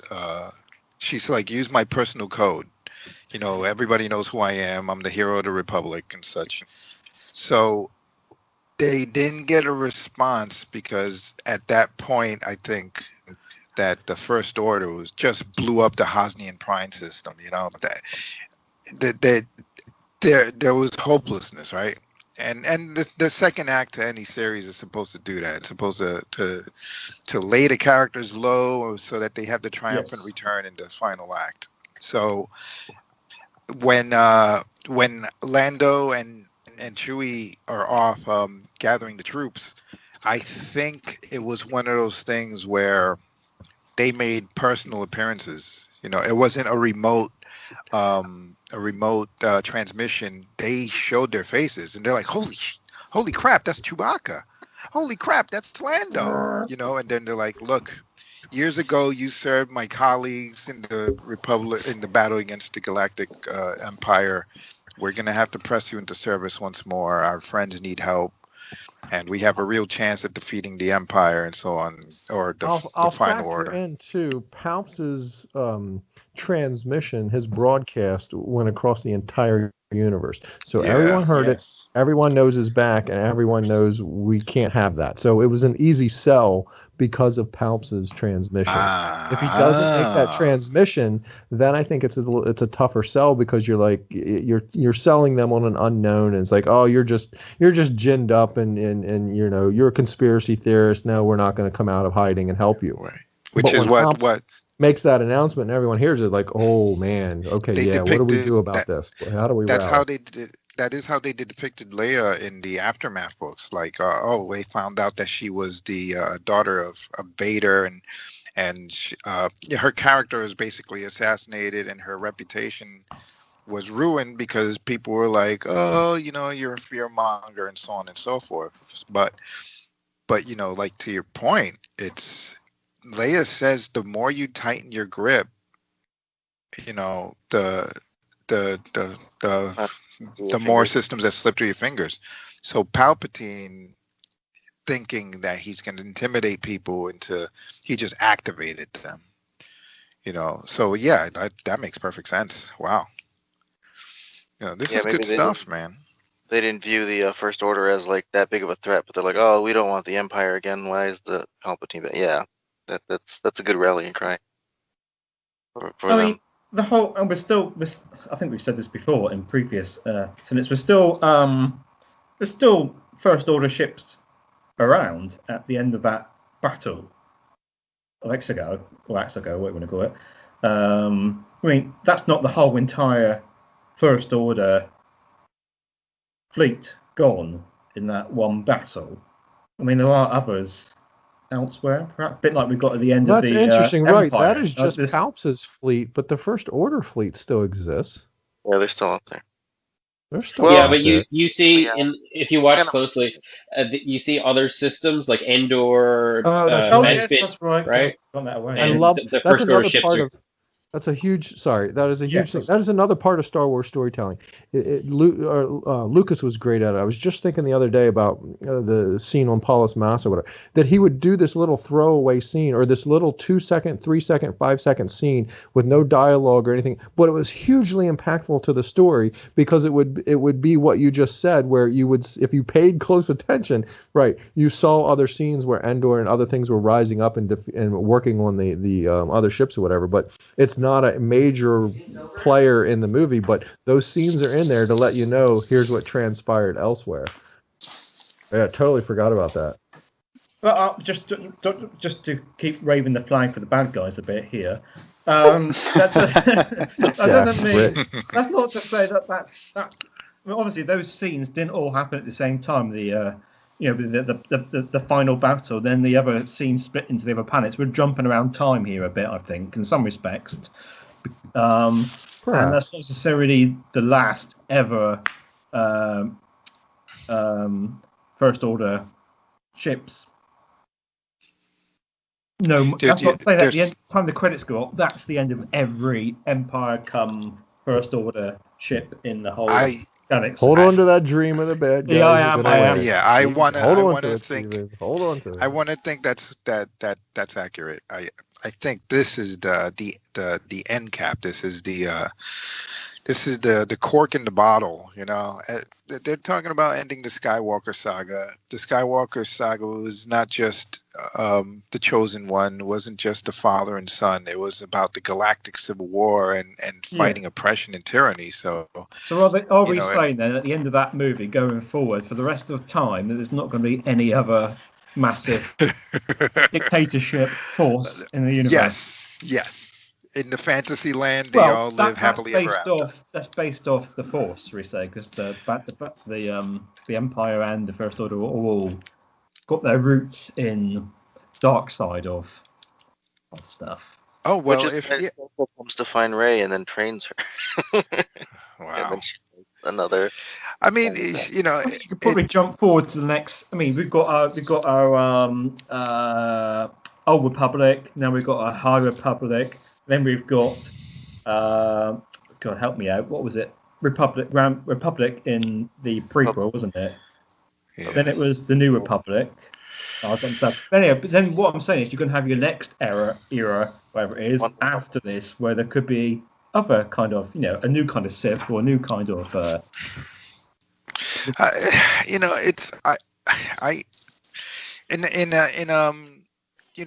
Star Wars isn't sci fantasy. It's not. It's science fantasy. It's not science fiction. I think that the storytelling in Star Wars should lean more towards the happily ever after, right? Not military domination. So, I think this is it. It's the good guys win. Everybody goes home, gets fat and lazy, and has families and all that. And they talk about their legends until the end of time, and their songs are sung throughout history. You know what I'm saying? I really think that this is, as far as the films, you can't top this. The only other thing we can do is tread the same material, the same territory. Well, at some point in time, they're going to release something that is set after Rise of Skywalker. Sure. Yes. I think that there should be an existential threat, but it shouldn't be a military one. Like nothing. You know, Like it should. Or just gives us like the main battles, right? In the movies, that's why you have like a gap. Yes. Prequel, OG, Yes. And then so there's nothing really going to be any bigger than them ultimately taking out Palpatine. So Well, I can. nothing bigger, but interesting to Alex's point of not necessarily military. What if force sensitives start, because force sensitives don't stop in all of this. What if force sensitives come together and start becoming a gang of thugs? Get together. They don't become Sith, but they become bad guys in that sense. Enforcers.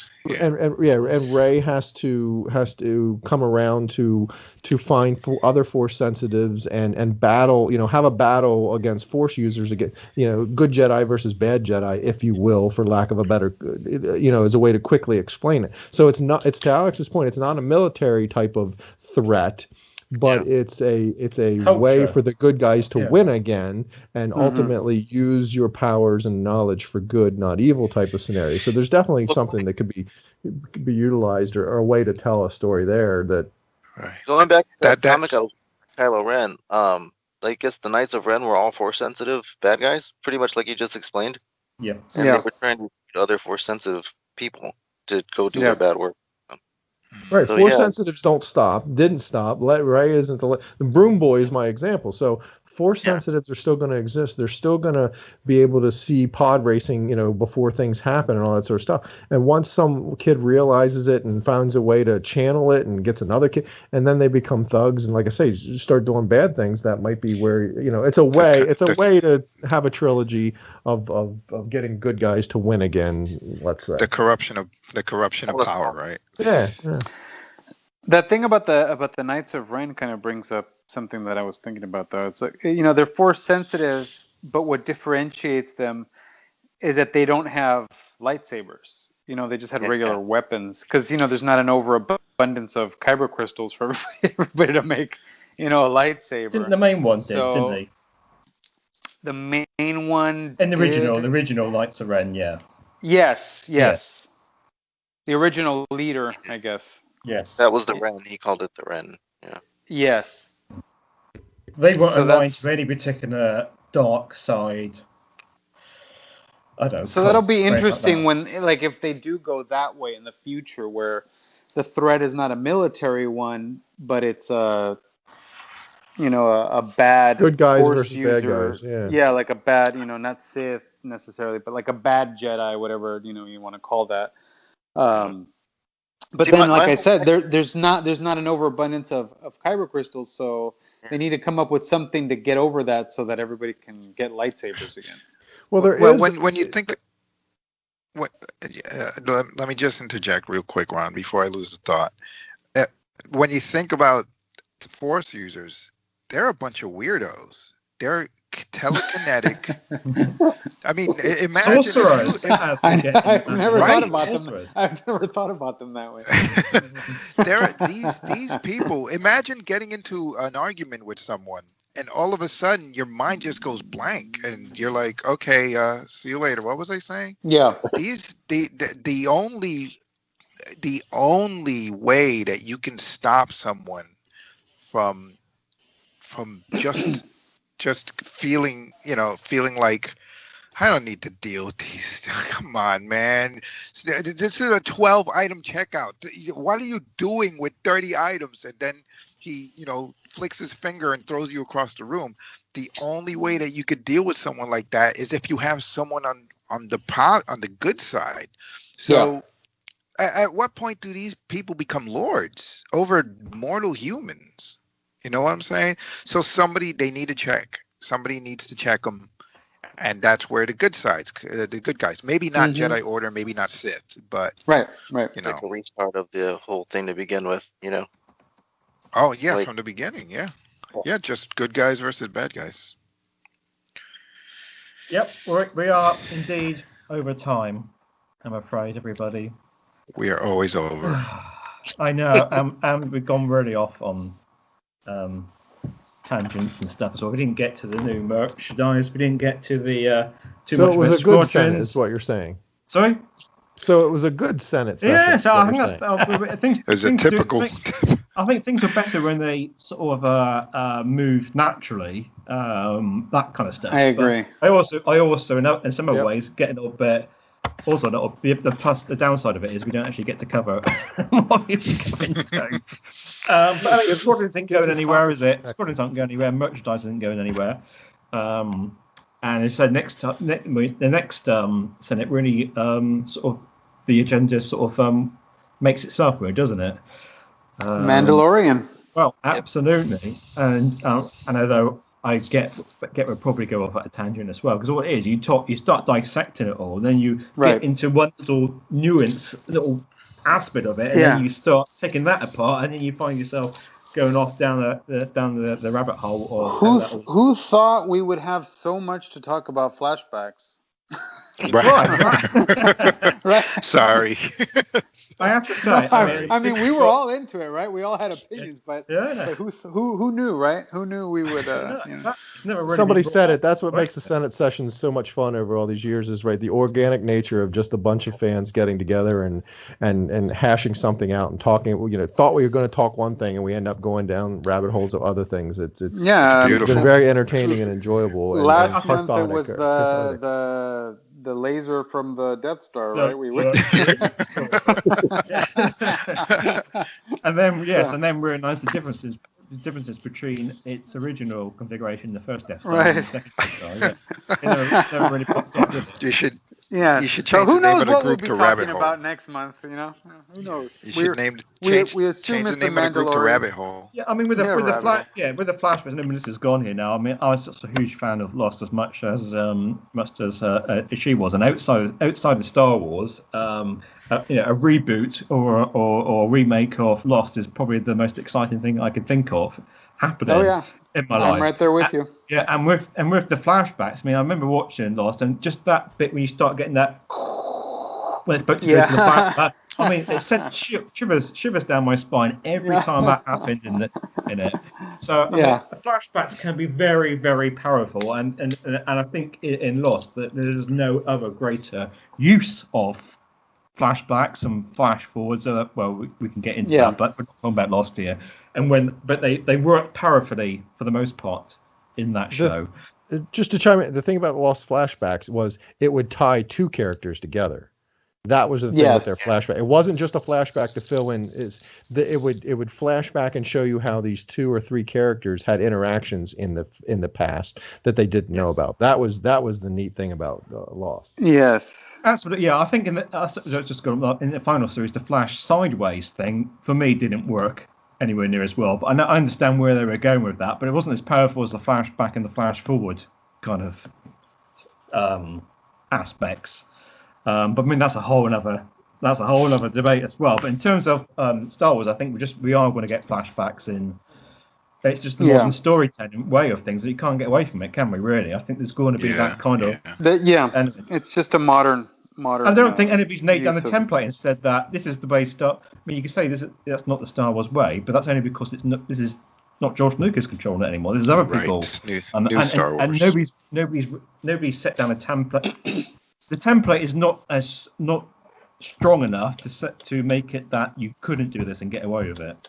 You don't want to start it. Yeah. Well, the template is that strong because the original storytelling has compelled us to be able to talk about it for 4 years. If you go off on your own way of thinking, I know how to tell this, and want to do it your modern storytelling way, you're treading on dangerous territory, Mr. Spicoli, because the storytelling method is the success of so that dates yourself, whoever's laughing. So anyway, the storytelling is a template because it was so successful in my mind, in my point of view. It was successful because of the point of time and the era and all that, perhaps. But I think there's something to that storytelling piece, or whatever. But we're out of time. Yeah, I was about to say that Steven has a pile of carrots just sitting there. No, waiting don't worry, they've gone. Hey, he's the one going on and on Looks about like Aaron so I was just speaking of flashbacks, right? Flashback to the chopping of the carrots. Yeah. Okay, all right, fellas. Thank you very much, everybody. It's been fun. I hope to see you all again. Lots of fun. I love talking to you guys. This is awesome. Yep. As always. Okay. Good as always. Bye. Take care. Bye. Bye. Cheers. Yeah.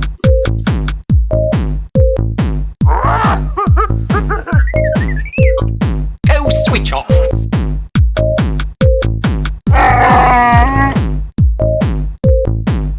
I am the Senate.